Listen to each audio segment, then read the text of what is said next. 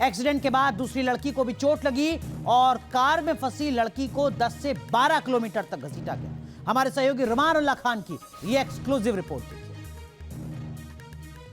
Kanjhawala case में एक नया मोड़ आ गया है। पुलिस को अब एक और लड़की मिली है जिसके बारे में कहा जा रहा है कि जिस समय एक्सीडेंट हुआ था उस समय मृतक लड़की के स्कूटर पर ये दूसरी लड़की भी मौजूद थी।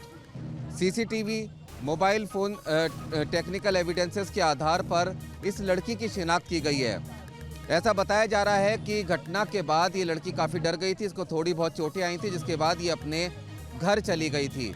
इसने भी जो बयान दिया है वो यही कहा जा रहा है कि जो पुलिस की पहले दिन की थ्योरी थी उसको सपोर्ट करता है। लड़की ने ये कहा कि एक्सीडेंट हुआ था, इसको थोड़ी बहुत चोटें लगी थी और ये घर चली गई अपने, और जो दूसरी लड़की थी, मरने वाली जो लड़की है, वो गाड़ी के एक्सेल में फंस गई, जिसको आरोपी घसीटते हुए ले गए। पुलिस का कहना है कि करीब 12 से 13 किलोमीटर तक मरने वाली लड़की को बेरहमी से घसीटा गया, जिसके चलते उसकी मौत हो गई।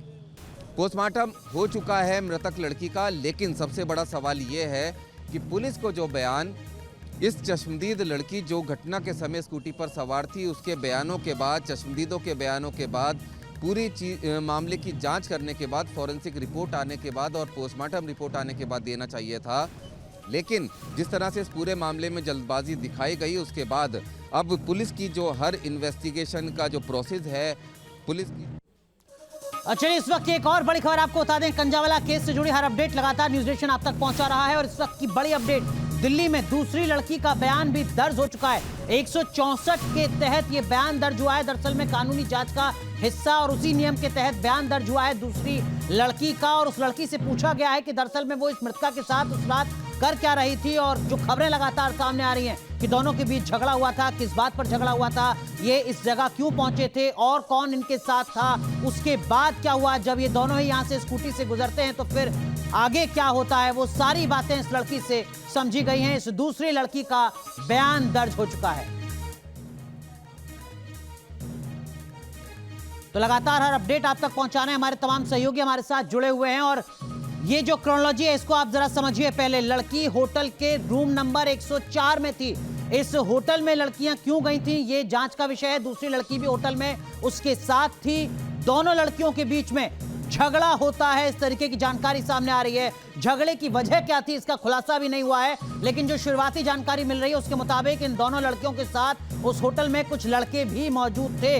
होटल से झगड़ते हुए दोनों लड़कियां स्कूटी से बाहर निकलती हैं और उसके बाद आरोपियों की कार ने स्कूटी को टक्कर मारी है। गाड़ी के एक्सेल में फंसकर लड़की 13 किलोमीटर तक घिसटती रहती है और जो दूसरी लड़की है उसको भी चोट लगती है, लेकिन वो चली जाती है वहां से, यानी एक लड़की की मौत होती है और दूसरी लड़की घायल होती है।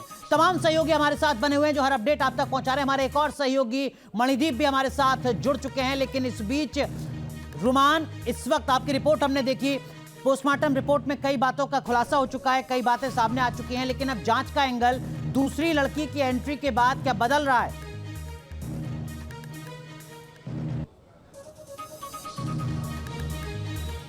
देखिए, बिल्कुल दूसरी लड़की के जो बयान हैं वो दिल्ली पुलिस की पहले दिन दी गई थ्योरी को ही पुख्ता करते हैं। सीधे तौर पर लड़की ने यही बयान दिया है कि एक्सीडेंट हुआ था और एक्सीडेंट के बाद उसको चोटें लगी थी और वो चली गई। सीधे अब सबसे बड़ा सवाल ये है कि दिल्ली पुलिस ने जो पहले दिन अचानक से बिना इन्वेस्टिगेशन पूरी हुए थ्योरी दी थी वही अब पुख्ता होती जा रही है। अब ये कुछ जगह पर खबर ये भी आ रही है कि प्राइवेट पार्ट पर चोट नहीं थी, ऐसी इनिशियल पोस्टमार्टम रिपोर्ट में आया है। लेकिन ये भी अपने आप में बहुत महत्वपूर्ण बात है और बड़ी बात है कि लड़की जिसकी कंडीशन ऐसी थी कि उसके तमाम कपड़े फट गए, शरीर पर कोई कपड़ा नहीं रहा, शरीर की सभी हड्डियां टूट गई, पैरों की हड्डियां बाहर निकल आई, जिस्म में एक बूंद खून नहीं थी, लेकिन उसके प्राइवेट पार्ट पर चोट नहीं थी। बहरहाल 3 डॉक्टर्स का पैनल है जिन्होंने पोस्टमार्टम किया है, उनकी अलग अलग रिपोर्ट होगी।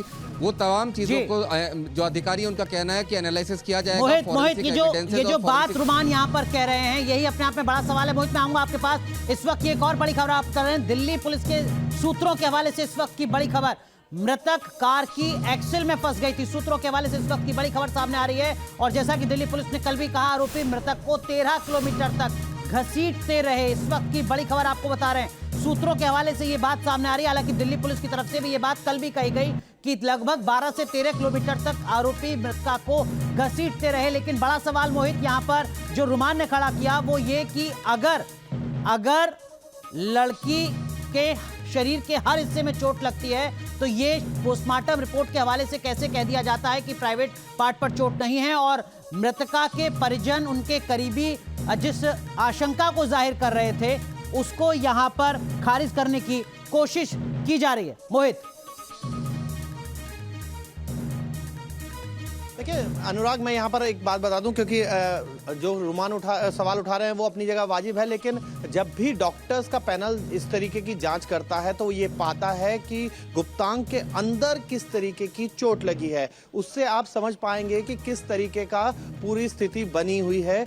वही मेडिकल रिपोर्ट जो है कोर्ट में मायने रखती है। अभी कुछ देर में देखिए आप, इस वक्त हलचल शुरू हो चुकी है। यहाँ पर जो उनके परिजन हैं वो यहाँ पर इस वक्त बाहर हो सकता है कभी भी शव को बाहर लाया जा सके, लाया जाएगा और उसके बाद लेके जाया जाएगा। अभी यहाँ पर आपको नजर आ रही है तस्वीरें, ये एम्बुलेंस है जो तैयार खड़ी है और थोड़ी देर में यहाँ से लेके जाया जाएगा। बिल्कुल मोहित, मैं आऊंगा आपके पास हर अपडेट के लिए, हर तस्वीर के लिए, लेकिन इस बीच कंजावाला